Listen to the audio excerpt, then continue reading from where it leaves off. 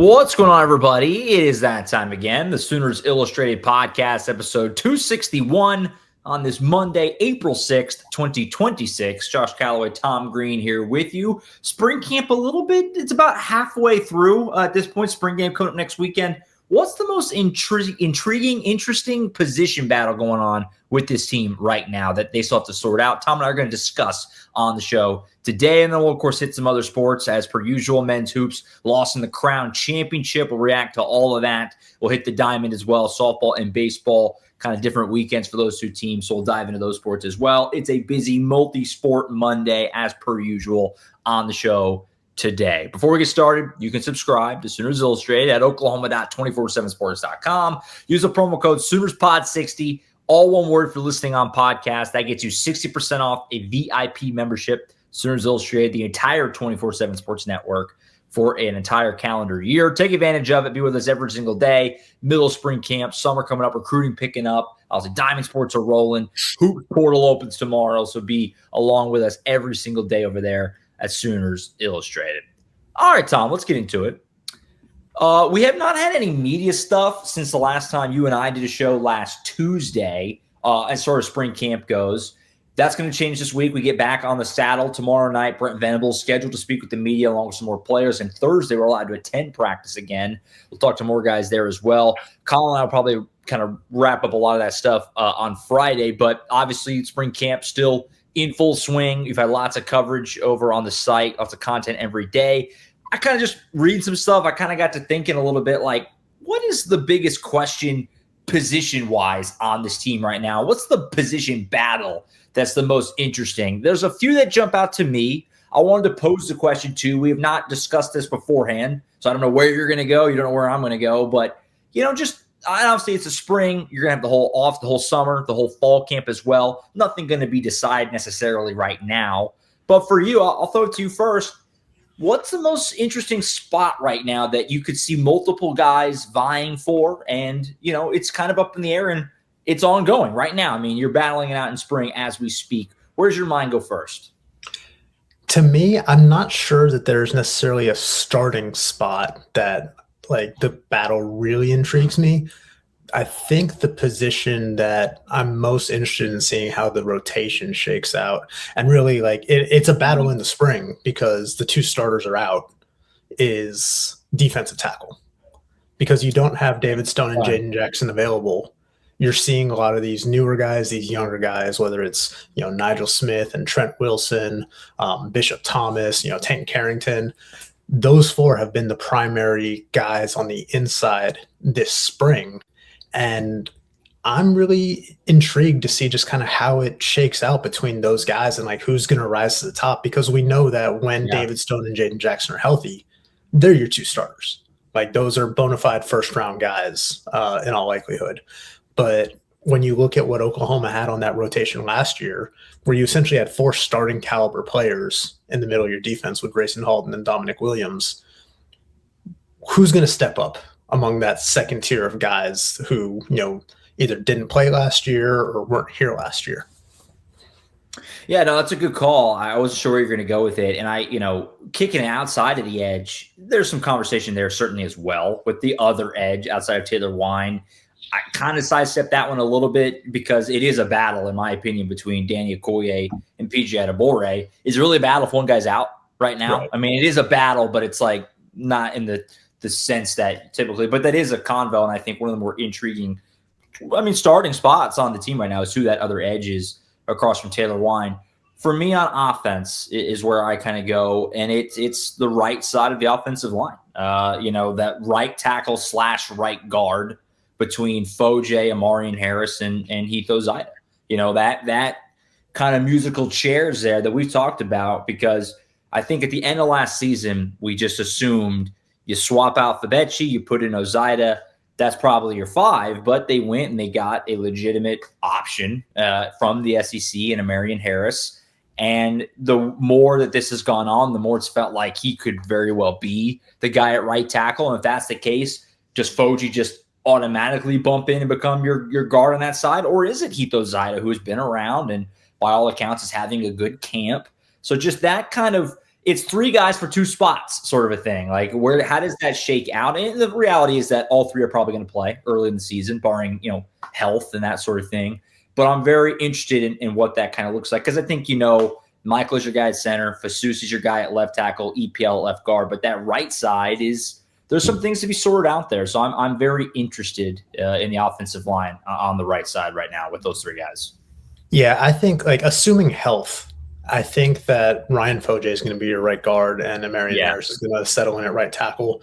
But, Ryan Foje is a little dinged up right now. And it's like, what does Heath Ozida do with that opportunity with Ryan Foje, dealing with, I think it's a knee injury. It looked like he was wearing a brace when we were out there. He got banged up about 10 days ago in practice. It's that first Saturday. So what does Heath Ozida do there? Because look, he's still settling in at right guard after playing on the left side, his first couple seasons or his first few seasons here. So again, I think assuming health, Ryan Foje is your guy and Amarian Harris is there, but it gets really interesting because you do have that versatility. Like I think that, Heath Ozida is going to be probably your primary backup at both guard spots right now. Whereas if anything were to happen to Amarian Harris, Foje kicks out to right tackle and you slot Heath Ozida in there at right guard. And it's good to have that flexibility and that optionality between them. But yeah, I think there is a little bit of a battle there, especially, if Ryan Foje, misses, a little bit more time this spring and Heath Ozida just kind of asserts himself there. For sure. And, the reality too, and I kind of halfway mentioned it when we bring up health, is that these things tend to kind of work themselves out sometimes. Not that you're rooting for someone to get injured by any means. You want everyone to be full health. But the reality is someone might miss a little time in fall camp and it puts them behind. And then, again, these things tend to kind of work themselves out sometimes. But a little bit of a logjam there, which is a good thing for Oklahoma. A couple other ones for me real quick. I mean, they're not necessarily position battles per se, but just kind of at running back, like the hierarchy there, the pecking order. I mean, we had, they scrimmaged last week. Our great Colin Candy over at Sooners Illustrated had the scrimmage notes. And again, subscribe, you get access to all that stuff. But, I've certainly heard as much. I'm sure you have as well. We've talked about it throughout. Jonathan Hatton looks awesome, having a great camp. Xavier Robinson, Torrey Blaylock are both banged up. Lloyd Avant had himself a pretty nice scrimmage, it sounds like.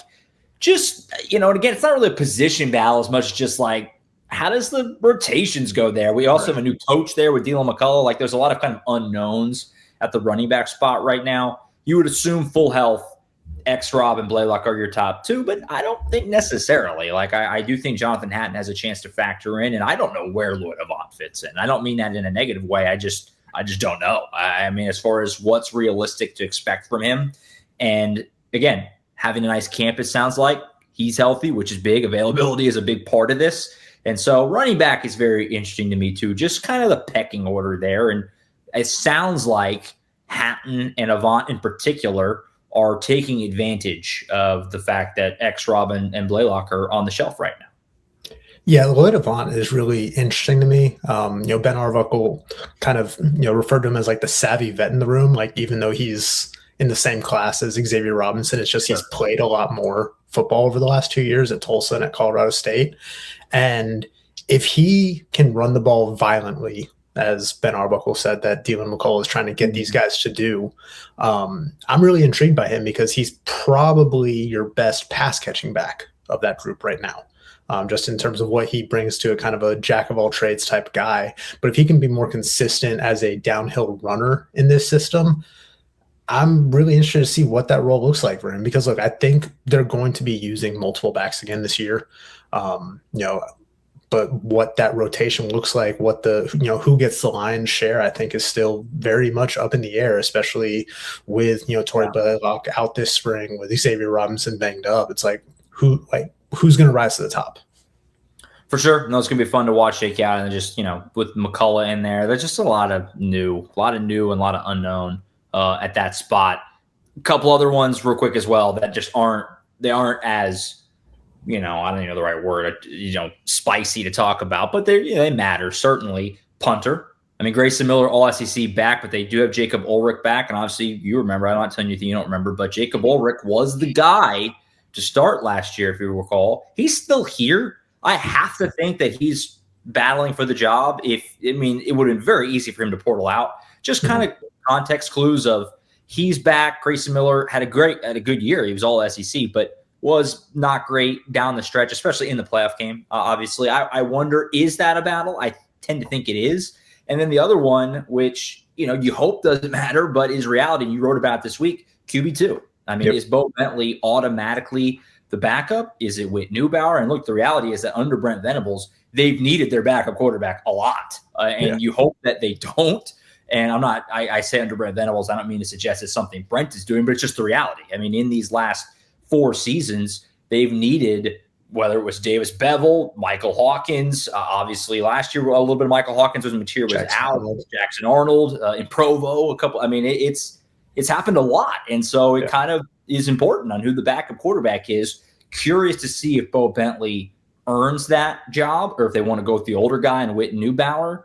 And just, that's a little bit of an interesting thing as well. Again, you hope it doesn't matter, but the reality is it has the last couple of years. The backup has had to play or even start games in recent history for Oklahoma. So another little interesting storyline there that's certainly playing out right now.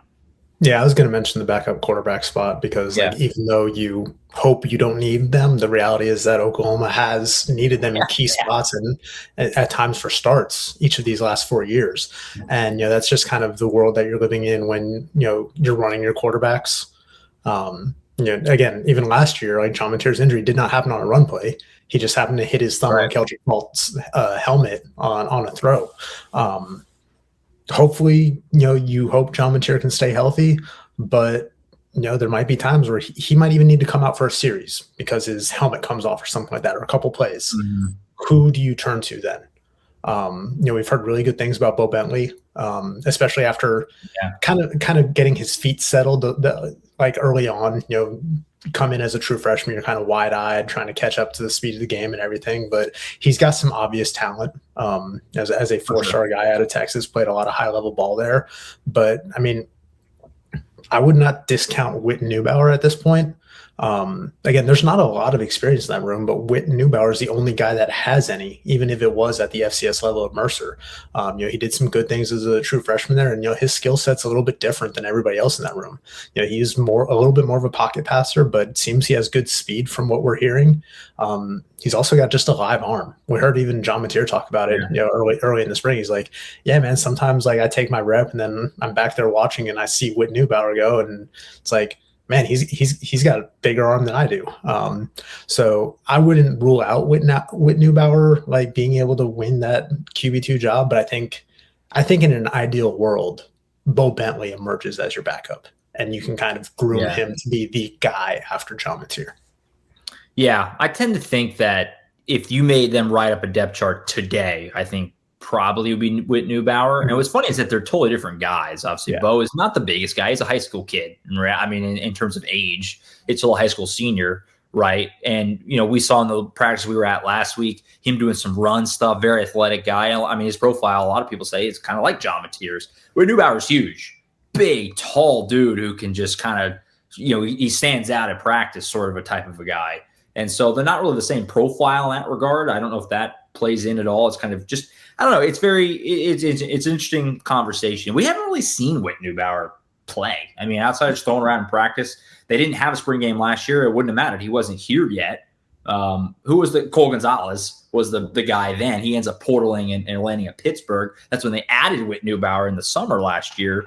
And obviously he never really, did he ever throw a pass last year? I don't think he did. And so he had a few, but just like cleanup duty. Mostly cleanup duty. There's a couple times where he had to come in because, again, John Mateer's helmet came off and he had to come in for a play because they didn't want to burn Michael Hawkins' red shirt in those spots.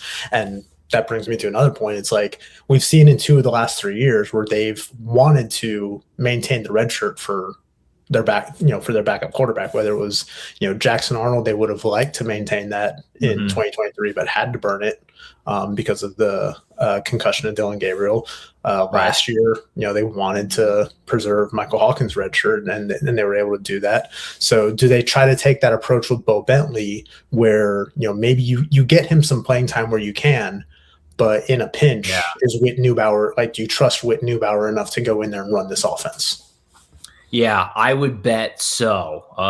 I would think so. Very similar to what we saw last year in that, yeah, if you can get Bo out there for like a quarter in the opener, per se, Illinois State or whatever, worth it. But end of games or John has to miss a play, I would think that'd be Witt most of the year. That's just guessing, right? I mean, that seems to be the logical move there. So we'll see. Some fun spots to keep an eye on. Again, none of the really, I mean, I say many of these, really probably none of these in reality are going to be settled now. You have the whole summer, obviously, and then fall camp coming up. But some fun spots to kind of keep an eye on. And spring's kind of winding down. I mean, spring game is next weekend already.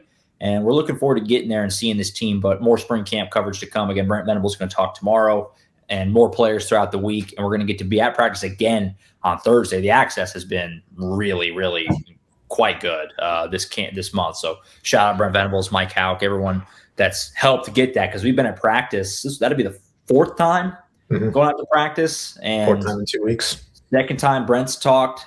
Third total if you want to go back to the start of spring. I mean, that's not nothing. Overlook that. I mean, that is, very, very nice. So yeah, especially when you think back to last year, we heard from Brent before the first practice and didn't hear from him again until after the Crimson Combine. So a little bit different, even though, we got plenty of players and stuff like that during the spring last year, but it just feels like we're getting a little bit more this year.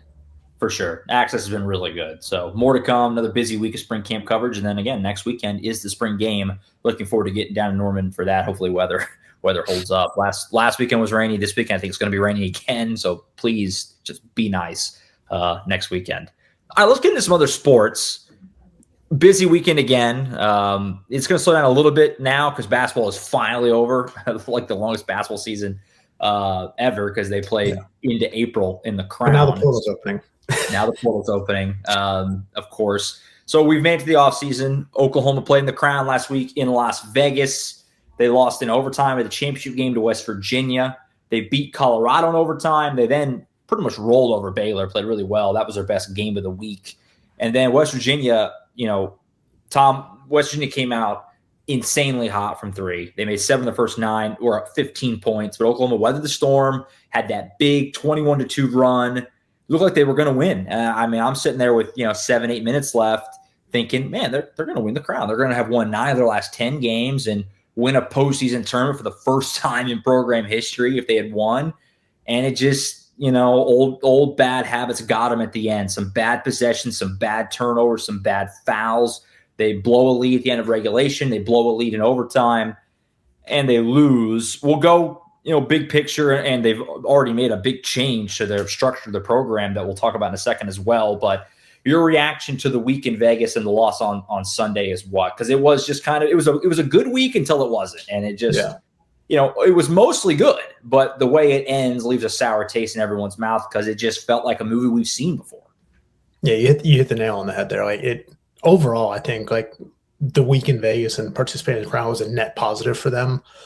Just because you get those extra practices in, you get an opportunity to kind of continue building some chemistry and some momentum for some of these guys that are returning or guys that you're hoping to retain this year, whether it's an Xavier Brown, Darion Reed. We saw him really step his game up, the last month of the season. Even seeing some guys like Koala Talk get a little bit more run in Vegas, or Kai Rogers, who I think showed some really good things. It's like, okay, now you have a little bit better idea of what you have in these guys, getting a chance to play against other high major programs in, high stakes postseason basketball and what they can do and where you feel their roles can fit in going into next year. So I think it was overall a net positive because they played some really good basketball. Even in the loss yesterday, the ending is going to leave a bad taste in your mouth, but the resiliency that they showed in the first half, I thought was very much like an encapsulation of what the last 2 months have been for this team. They just took haymaker after haymaker early on there. I mean, West Virginia could not miss. Honor Huff. What the heck? Yeah, Honor Huff, man. Started 5 of 5 from deep. Crazy. As a team, they were 8 of 10 from beyond the arc. And what was it, 10 of 13 overall. But then Oklahoma held them to 2 of 17 and 0 of 8 from deep for the last 9 minutes of the first half to take the lead into the break. And, they come out playing well at a halftime, build the lead up to 12. West Virginia starts coming back and it gets kind of tight there. but you have a 7-point lead with about 3.5 minutes left, and you just couldn't hold on to it. And you start to see like some flashbacks to some of those January losses, and you're like, this again. And credit to Oklahoma, they were able to survive that little comeback at the end of regulation and force overtime. Tay Davis hitting a tough layup in the lane there, and they came out in overtime, scored the first 6 points, and you're thinking, man, they're going to pull this one out. And then Nigel Pack can't hold on to a rebound; it goes out of bounds, and West Virginia gets a 3-pointer after that. Then Pack gets blocked on a drive to the basket, and Honor Huff hits another 3-pointer in transition. It's a tie game, and all of a sudden things get shaky, and West Virginia just kind of pulls away down the stretch there. There were things that Oklahoma certainly could have done better. Like you said, there was some of those late game situations that they just didn't execute well, some costly turnovers, some missed open looks. But I think also you have to give West Virginia a lot of credit. Like Honor Huff, 38 points, 8 of 15 from beyond the arc. That is ridiculous. They got some really good play from Chance Moore, especially in the second half. His ability to attack the paint and get to the line really got West Virginia back in the game after they fell behind by a dozen. And then Jasper Floyd hit a couple of big shots there in overtime as well. So Oklahoma is not blameless, but I think a lot of credit goes to the way West Virginia played down the stretch as well. For sure. Just stings to let the lead slip away. And they did it against Colorado, too. Colorado went on a 7-0 run to end regulation to force overtime in that game. But they were able to weather it and take the overtime. And like to your point, it looked like they were doing the same thing yesterday where they get that lead. And Nigel Pack played really well down the stretch. You hate it for him, all the seniors, but especially Pack. I don't know. He's just been in college so long. And he had a good week out there. I'm sure he's, going to live. It's the crown championship game. You don't want to overstate what it was. You want to go out with a win, obviously, and the money is relevant.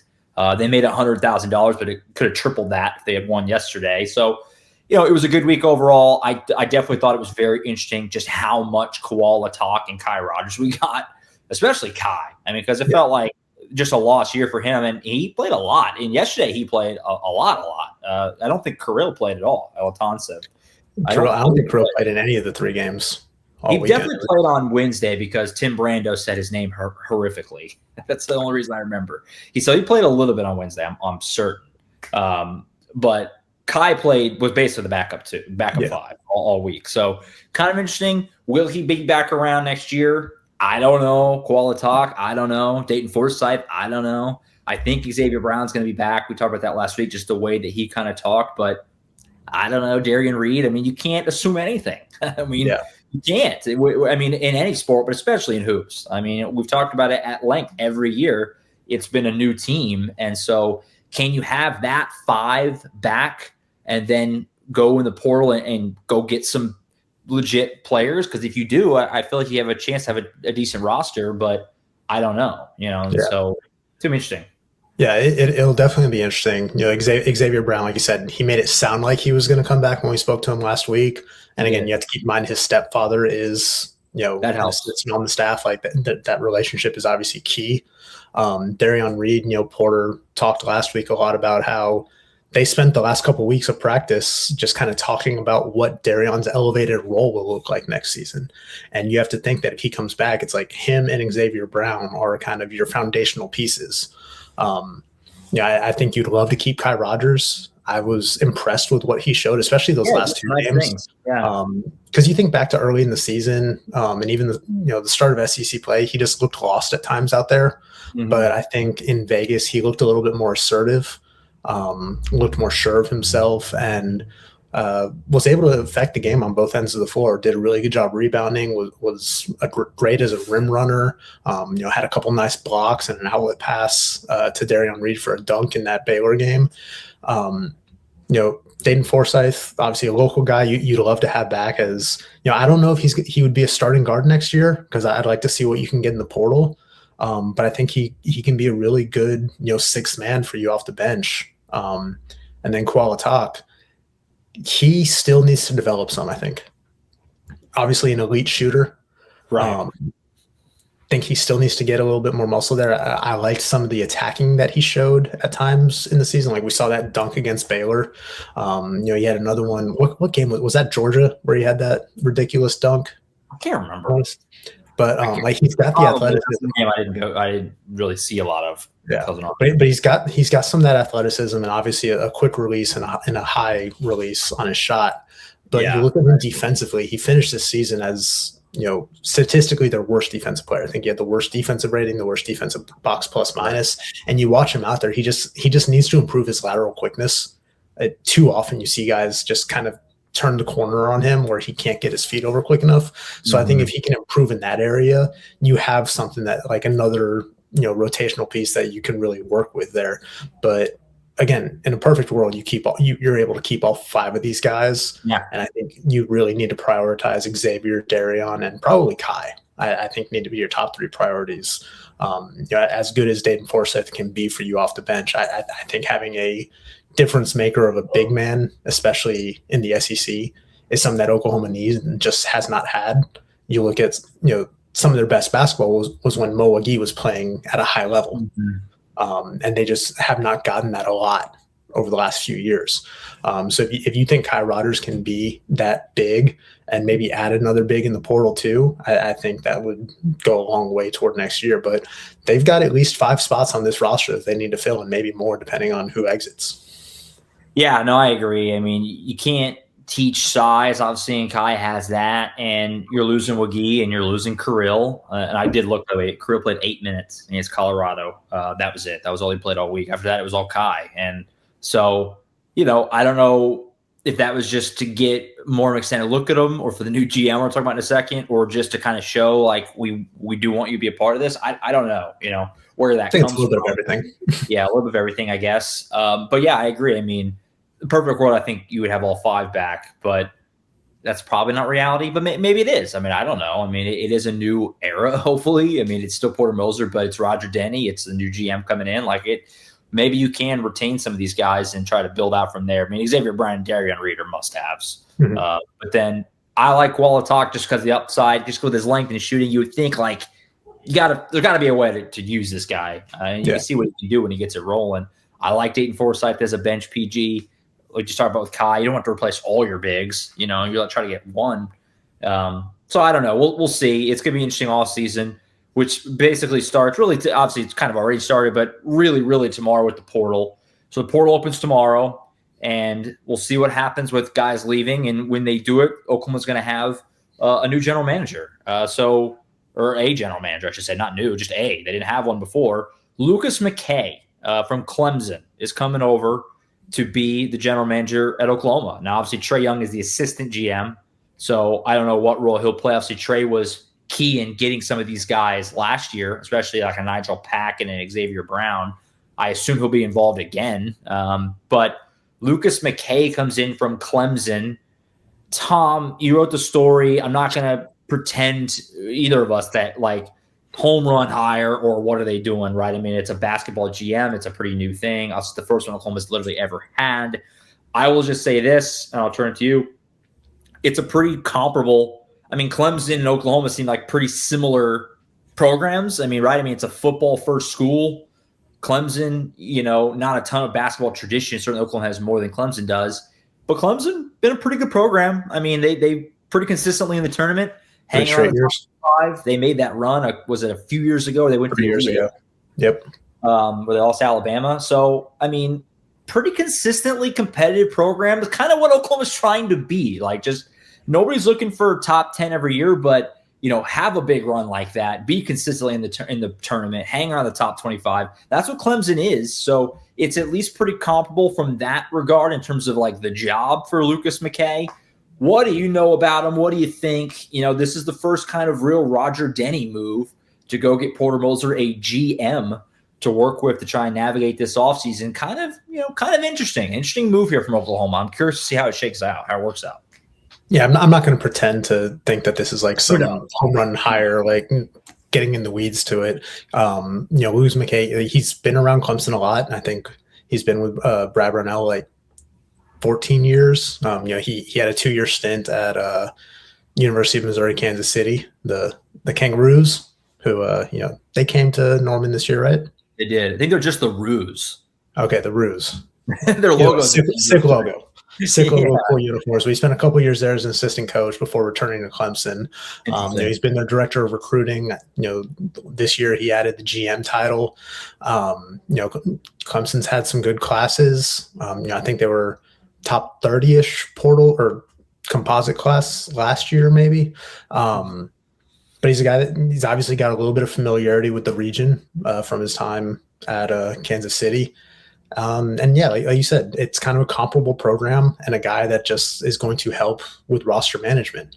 Because like you said, they added Trey Young in that assistant role, but really like how much, how deeply involved is Trey Young really when he is a professional NBA player? Yeah, right.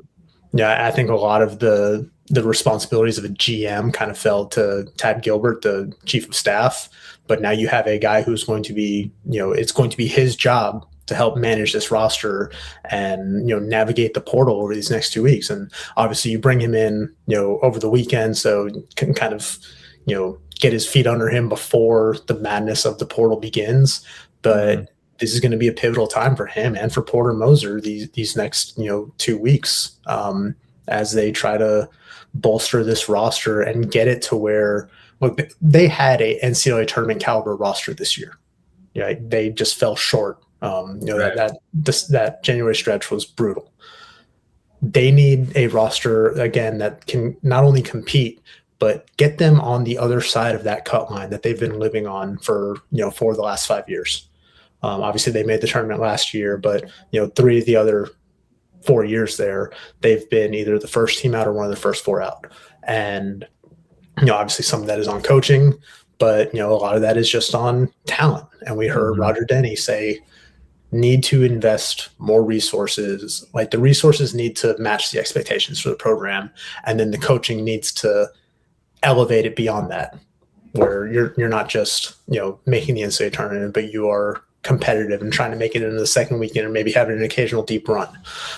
So it's going to be a key 2 weeks for Lucas McKay and Porter as they try to figure out what this roster is going to look like. And we'll see what that investment looks like. I don't think we're going to get any hard numbers anytime soon. Sure. But, you look at last year where they clearly made a boost in what they were doing with the NIL. To be able to land the number 11 portal class and get guys like Xavier Brown and Darion Reed and Tay Davis. So we'll see how that works out. Yeah, it's gonna be a super interesting offseason. And the sick part is that it sounds like the tournament's probably going to expand. They would have made it several times under Porter if they had done this, and this year's team would have made it if they had done the expansion 76 teams, which sounds inevitable. Which, is a whole separate convo as far as like, should they be doing that? Obviously, they probably should not, but it's going to make more money, so that's what they're going to do. That's kind of the sick part, is that they would have made it this year, and several times on Porter, it's like, where was this change 5 years ago? It would have been huge for OU, and we'll see what happens. It just does suck. We're going to do our job in that we're going to cover the team, we're going to talk about the team, we're going to have the offseason, we're do what we do, and there's a lot of OU basketball fans that are diehards that appreciate it.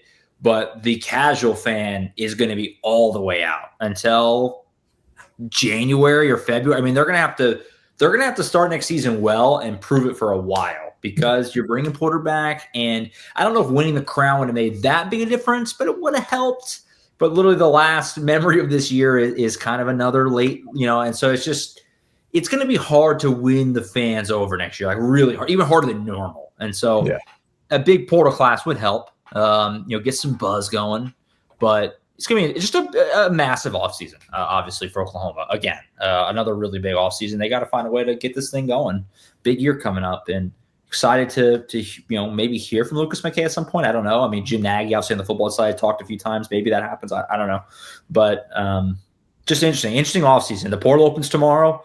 Obviously, Tom and I will be discussing the portal, I imagine, pretty regularly on the show here for the next month or so, as they have guys maybe leave and bring guys in, and we'll see what happens. Obviously, very big offseason getting underway. Again, really this week, but especially tomorrow with the portal opening. Real quick as well, I want to just throw it in there on the women's side. Zaya Van going to enter the portal for the women's team. So that's going to be 3 starters they have to replace now, because Reagan Beers and Peyton Verhulst are graduating.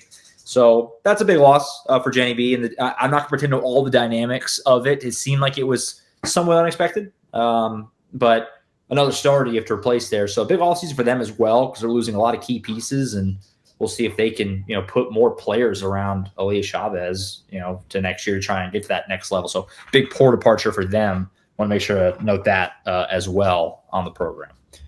All right, so we go to the Diamond before we get out of here. Let's start with softball, Tom. Swept Kentucky. Kendall Wells just keeps hitting homers. It's unbelievable. She's up to 30 homers. Already has the freshman record. At the current rate, she's going to shatter the single-season record. I mean, just going to demolish it as a freshman. I believe it's 37 is the record. Yeah. And she's at 30. It's obviously first week of April. Like if they go the distance, which they probably will, she has 2 more months of games. Like it's unbelievable what they're doing. You obviously covered the game, Sports Illustrated. So we should feel free to wrap up and try to put in perspective what Kendall Wells is doing if you want to attempt it. But the big thing is that they have the series with Texas now coming up this week. Obviously, we've been waiting for this. We've been circling it. I feel like I brought it up myself on the show the last 3 weeks of just get me to that Texas series. Not to take for granted what they're doing, but these SEC teams they've played, Kentucky's not as good as them. Texas is. Texas is the defending champs. They're ranked number 1. It's down in Austin. I'm very much looking forward to this weekend, but obviously another dominant weekend. But now the really big test comes up going down to Austin. I'm very much looking forward to seeing how they handle it down there. Yeah, I mean, it's kind of hard to put into words what Kendall Wells has been able to do. Again, she hit her 30th home run on April 4th. It's dumb. One in every game against Kentucky. They got another sweep. All 3 of the wins, run rule, just really impressive stuff from her. And you have to wonder, at some point, our team's going to stop pitching to her. Do you pitch around her? Because it's hard when the lineup is kind of as stacked as it is. And having her in that 2 spot is you kind of afford her some protection with, Gabby Garcia or an Ella Parker or Cassidy Pickering, looming right behind her. And all of them have, 15 plus home runs each too. Right. So I think she's going to keep getting her opportunities unless some teams just kind of get bold and, try to pitch around her and then roll the dice with, the more veteran hitters that are in that lineup. But what she's done has been remarkable at this point. And a lot of these home runs, they're not just edging over the wall. She is crushing balls right now. Moonshots, some of them even going out of Love's Field. It's just remarkable. You don't see this kind of hitter as a true freshman. She's kind of been one of one right now, and it's been truly impressive. And when you look at the team overall, Kai Minor continues to be a revelation at the top of the lineup there in the leadoff spot. Your veterans are delivering too.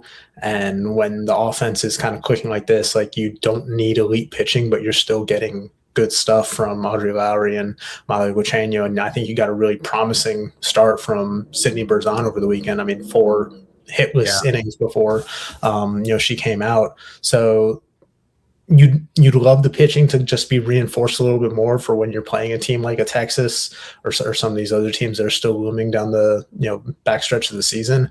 But you got to think they got some real good confidence right now heading into that series in Austin. For sure. And look, hand up, I'll admit, I was someone who the power numbers were so insane, but it was and again, the SEC play is going to pick up. It picks up this weekend, but I definitely was of the kind of the thought of it'll slow down a little when they get an SEC play, and it hasn't at all, right? Kendall Wells and the whole team. They have the most homers in the country by miles. They're way out there. I saw the stat this weekend. Just OU freshmen alone would be the 5th most of any team. It's hard to fully appreciate what they're doing, truly. Yeah. So it's been awesome. It's been crazy to see. Shout out Jen Rocha back in the dugout, by the way, as well. Awesome to see her be able to be back with the team and helping. She's a huge part of this thing, and so that was really cool to see. Vibes are high. They're playing really well, and now you go down to Austin. It's a 1 versus 3. Texas, the defending champ. Obviously, OU won the 4 championships before that, and It's gonna be awesome. I think I can't remember. I want to say Sundays on national TV on ESPN. I can't remember the other two, but probably all on national TV if I had to guess. And it's a huge series. I mean, it'd be fun to watch. I mean, I don't always get to watch them that much because I'm covering baseball all the time. But this weekend, baseball's on the road, and so I will have all these games on, and I look forward to watching them because they're going to be. It's a national championship level matchup this weekend, so it's going to be fun to watch and see what they do down there. Always fun when Patty and Mike White get together. There always seems to be some spiciness to it, so it'll be fun. Look forward to it. Friday's game ESPN2, Saturday and Sunday on ESPN. Yeah, there you go. I mean that's a whole softball series to be on national TV like that. That goes to tell you where that thing is. So it's going to be a lot of fun. Looking forward to it starting on Friday night. As for the across the street there, across Jenkins at Kimry, not a good weekend for baseball. They're kind of scuffling right now. They lose the series at home to Alabama. It's just kind of like one thing. If it's not one thing, it's another. They're kind of plugging holes right now. We talked about it last week down in Austin. The bullpen, which had been so good, was not and let a couple of leads slip away down there in Austin. This weekend against Alabama, the bullpen was fine. In fact, it was quite good again. It was really good, actually. But the offense just isn't humming. Some bats that they were really counting on coming into the year are just not – they're not rolling right now. And Skip talked about it. I think it was maybe after the Saturday game, the finale, just having confidence. I think there's a little bit of a confidence issue offensively right now. Jason Walk has not had a great year. Kyle Branch has not had a good year.